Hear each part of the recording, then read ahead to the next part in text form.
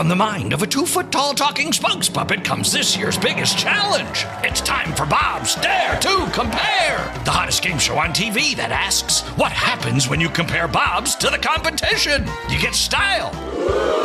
You get quality. You get beeps and boops and dings and whomps. And thousands of dollars in savings. Everyone's a winner when you dare to compare with Bob's Discount Furniture. Shop in store or at mybobs.com to play now. What kind of programs does this school have? How are the test scores? How many kids do a classroom? Homes.com knows these are all things you ask when you're home shopping as a parent. That's why each listing on Homes.com includes extensive reports on local schools, including photos, parent reviews, test scores, student-teacher ratio, school rankings, and more. The information is from multiple trusted sources and curated by Homes.com's dedicated in-house research team. It's all so you can make the right decision for your family. Homes.com. We've done your homework. We all belong outside. We're drawn to nature, whether it's the recorded sounds of the ocean we doze off to, or the succulents that adorn our homes. Nature makes all of our lives, well, better. Despite all this, we often go about our busy lives removed from it. But the outdoors is closer than we realize. With AllTrails, you can discover trails nearby and explore confidently. With offline maps and on-trail navigation, download the free app today and make the most of your summer with AllTrails. From the mind of a 2-foot-tall talking spokes puppet comes this year's biggest challenge. It's time for Bob's Dare to Compare, the hottest game show on TV that asks, what happens when you compare Bobs to the competition? You get style. You get quality. You get beeps and boops and dings and whomps. And thousands of dollars in savings. Everyone's a winner when you dare to compare with Bob's Discount Furniture. Shop in store or at mybobs.com to play now. You don't just live in your home. You live in your neighborhood as well. So when you're shopping for a home, you want to know as much about the area around it as possible. Luckily, Homes.com has got you covered. Each listing features a comprehensive neighborhood guide from local experts. Everything you'd ever want to know about a neighborhood, including the number of homes for sale, transportation, local amenities, cultural attractions, unique qualities, and even things like median lot size and a noise score. Homes.com. We've done your homework. We all belong outside. We're drawn to nature, whether it's the recorded sounds of the ocean we doze off to, or the succulents that adorn our homes. Nature makes all of our lives, well, better. Despite all this, we often go about our busy lives removed from it. But the outdoors is closer than we realize. With AllTrails, you can discover trails nearby and explore confidently. With offline maps and on-trail navigation, download the free app today and make the most of your summer with AllTrails. Jesse Newell joins us from the Kansas City Star. Big one right out of the chute. Big one. The Chiefs at home against Baltimore tomorrow night at Arrowhead Stadium. Jesse, the time has arrived. This looks like an epic game. We thought it was an epic game in the AFC Championship game last year, and the Chiefs made it not an epic game. Do they have the capability of doing that again tomorrow? Yeah, well, we'll see. I mean, that's the thing is that, I remember walking up to, the Ravens Stadium last year, and it did feel sort of like this was going to be the coronation. The fans were obviously excited. They hadn't hosted a championship game in their stadium for, it was either 50 or 60 years.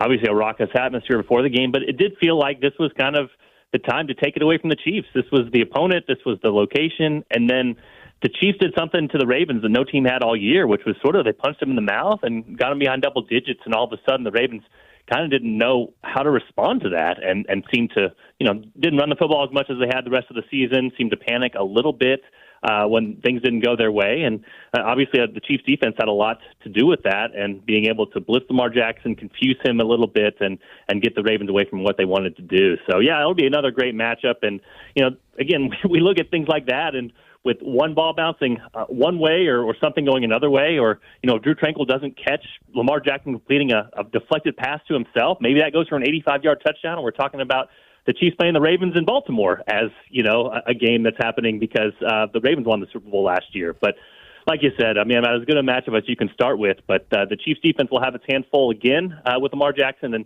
now you have to deal with Derrick Henry as well. I'm interested in the wide receiver situation because, they have Rashee Rice coming back as a proven guy, but then you have Hollywood Brown who will miss tomorrow's game, and, of course, Xavier Worthy. Do you get the sense that Xavier Worthy will see increased production tomorrow because Hollywood Brown is out, or maybe kind of in spite of that? Does he kind of fill a bigger role even when Hollywood Brown comes back? Yeah, so this is an interesting game for that because I agree with the main point, which is like with Hollywood Brown out, they need Xavier Worthy to step on the field and be good right away and be somebody they can rely upon. But what's interesting is last year, at least, Baltimore was so good against deep passes and not allowing them. And we know Worthy, that's sort of his game. The Chiefs have been wild with how he can track passes downfield, how he's been able to adjust his body and take good routes and catch them. So he's kind of one of those guys that even if he's running routes all game, kind of like MVS did last year, it's not going to take many plays for him to, not do much. Okay, there's 2 catches for, 78 yards, potentially a touchdown.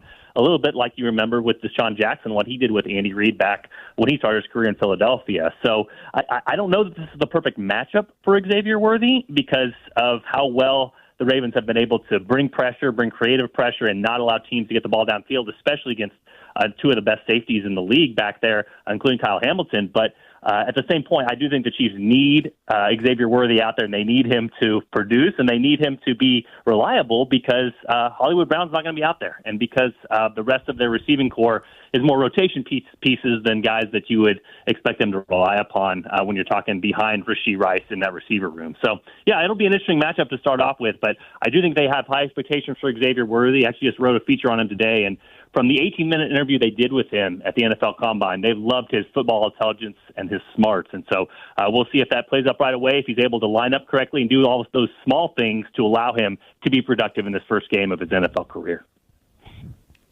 Jesse Newell, our guest. We're talking Chiefs-Ravens. That kicks off the NFL season tomorrow night. So we saw that the Chiefs have picked up Samaje Perine. Gosh, that name gets me every time, to back up Isaiah Pacheco. But then there's another guy in there, Carson Steele, and he opened some eyes in the exhibition season. He kind of has the feel of a guy that's going to have a decent role in this offense. Do you agree? Do you think Carson Steele can be a factor this early? Yeah, I'll tell you why I never forget Samaje Perine's name is because 10 years ago, I was the KU beat writer, went down to Oklahoma, and he had 430 or so yards in about 3 1/8 quarters and was able to set the college football, NCAA football record for rushing yards in a game. And so, I heard Samaje Perine's name over the loudspeaker quite a few times that day and didn't forget it ever since then. But, no, you're right. Carson Steele is going to be a fan favorite. The guy has a pet alligator named Crocky J. Teammates have nicknamed him Crocodile. He's got the blonde flowing locks. He's a very likable kid. Been talking to him in the locker room this week, excited about, what's ahead with him, and a guy that was an outside chance to make the roster and really just earned his way on. We talk about the Chiefs coaches loving guys they can trust and know where they're going to be and be in the right spots, and that's the one compliment Matt Nagy, the offensive coordinator for the Chiefs, gave right away to Carson Steele, is that he was in the right spots. Whatever they asked him to do, he was able to do it. So Nagy cautioned a little bit this week Carson Steele's role, to say not to expect too much from him. It is going to be his first NFL game. He still is a young guy compared to the others, but I don't know that they have much of an option right now. I mean, Isaiah Pacheco, we know he's going to get a lot of carries in there. He loves a full workload. He worked on his hands in the offseason, so potentially can be in there more on passing situations as well. But Samaje Perine just got there, guys, and he's trying to learn a playbook. He's trying to learn what he can do in a week's worth of time. And so I think Carson Steele's going to have to get some carries, and he'll obviously be out there for special teams. He'll be out there for kick return and doing those duties. But I do think they're going to have to give him the football. And if they do, he's broken tackles. He's shown a great ability to make guys miss and shown a nasty stiff arm in the preseason as well. So I'm actually interested to see how he does. I think the Chiefs should give him a few carries just to see what they have in this kid, and potentially if he can be sort of the thunder along with the thunder that Isaiah Pacheco has in that backfield. And if that's the case for the Chiefs, then they obviously got an undrafted Steele and Carson Steele and potentially can help their backfield with a guy that they didn't put many resources into. What do you think about the matchup for the Chiefs defensively against Baltimore? Not much turnover. Do they hit the ground running? And what do they miss in not having L'Jarius Sneed, not only on the field, but as a locker room guy? Yeah, I think, L'Jarius was kind of a quiet sort of leader. He didn't say too much, but obviously the physicality started with him. Him seeing some of those highlights from last year where he's like jammed Tyreek Hill in the playoffs and put him on the ground. I mean, that felt like that's how that playoff game went. As the Chiefs were the team in that, frigid temperature that actually wanted to be out there, that wanted to play physically, and that wanted to go win the football game. I think L'Jarius Sneed really embodied that sort of mindset from the Chiefs. And so they missed that from him, but they're going to miss his production as well. I mean, right now, guys, the secondary is a little bit of a mess just because the guys that you figure would be CB2 behind Trent McDuffie, they've all been hurt in training camp and have missed some time. So you're talking Jalen Watson, Joshua Williams, Najee Johnson. There really has been no cohesiveness there. And Steve Sagnell, the defensive coordinator, even admitted earlier this week that nobody's really won that job. They're going to mix and match and see how guys do there. So I think you're right, though. The one thing when I was breaking down this matchup and trying to come up with a prediction for it was I just kept coming back to it's interesting that the Chiefs won the Super Bowl, but yet Baltimore's defense is kind of what it normally looks like after you win the Super Bowl, which is they lost their defensive coordinator, they lost their defensive line coach, they lost their cornerbacks coach, and then they lost some guys in free agency that is totally natural. Patrick Queen goes and takes a big deal from somewhere else. Jadeveon Clowney goes and takes a big deal from somewhere else.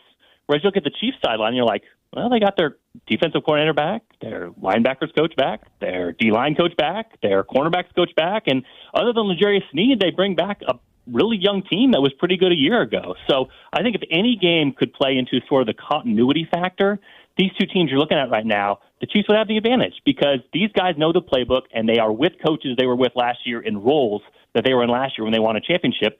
Can't say the same for Baltimore. So how much will that help? I can't tell you, but if I was going to lean the matchup in one team's favor or potentially look at this matchup and say one team might have a little bit of an edge, I would say the Chiefs for that reason. They're not loving where they're at injury-wise. They're not loving where they're at personnel-wise, but I think they have to love where they're at from a continuity standpoint, and that definitely means something this early in the season. All right, just a minute or two left. I do want to ask you about Travis Kelce. We're talking with Jesse Newell from the Star. He'll be 35 in a month. They've built up some depth behind him at tight end. Do you expect him to have another big year?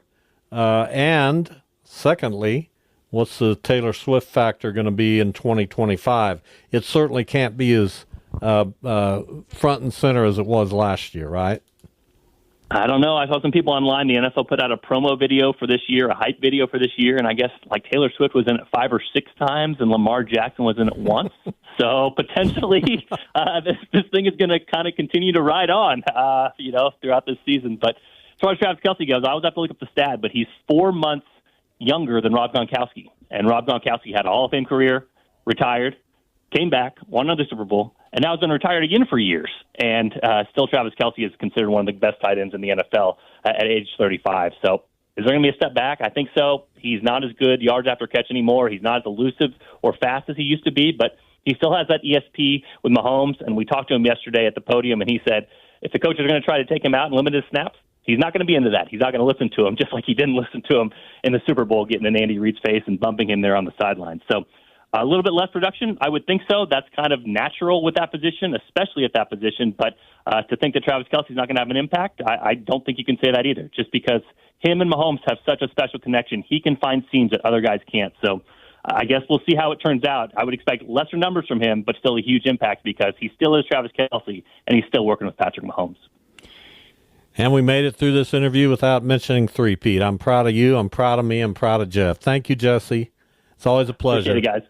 Yep. Thanks, guys. Thanks. From the mind of a 2-foot-tall talking spokes puppet comes this year's biggest challenge. It's time for Bob's Dare to Compare, the hottest game show on TV that asks, what happens when you compare Bob's to the competition? You get style. You get quality. You get beeps and boops and dings and whomps. And thousands of dollars in savings. Everyone's a winner when you dare to compare with Bob's Discount Furniture. Shop in store or at mybobs.com to play now. You don't just live in your home. You live in your neighborhood as well. So when you're shopping for a home, you want to know as much about the area around it as possible. Luckily, Homes.com has got you covered. Each listing features a comprehensive neighborhood guide from local experts. Everything you'd ever want to know about a neighborhood, including the number of homes for sale, transportation, local amenities, cultural attractions, unique qualities, and even things like median lot size and a noise score. Homes.com. We've done your homework. It's a great day to venture out in a spacious and capable Toyota SUV, like the new RAV4. With available all-wheel drive, it can go just about anywhere. And with plenty of passenger and cargo space, you'll go from morning carpool to weekend road trip without missing a beat. Plus, with available features like wireless charging and a touchscreen interface, your Toyota RAV4 will keep you connected no matter where you're going. Or check out a spacious Highlander. With seating for up to 8, it's a hub for family adventure. You'll drive in comfort and style with available heated and ventilated seats and all the latest tech. And with available hybrid models, your new Highlander can save you tons on gas. Right now, your local Toyota dealer has more vehicles in stock and is making delivery on new vehicles almost every day. So don't wait. Buy a RAV4 or Highlander today. Visit buyatoyota.com for deals and more. Toyota, let's go places. Hey, fantasy football owners, I'm Matt Harmon. And what's cracking? I'm James Coe. Join us on Reception Perception as we dive deep into wide receivers, the position that will make or break your fantasy team. Follow and listen to Reception Perception on the free Odyssey app or wherever you get your podcasts.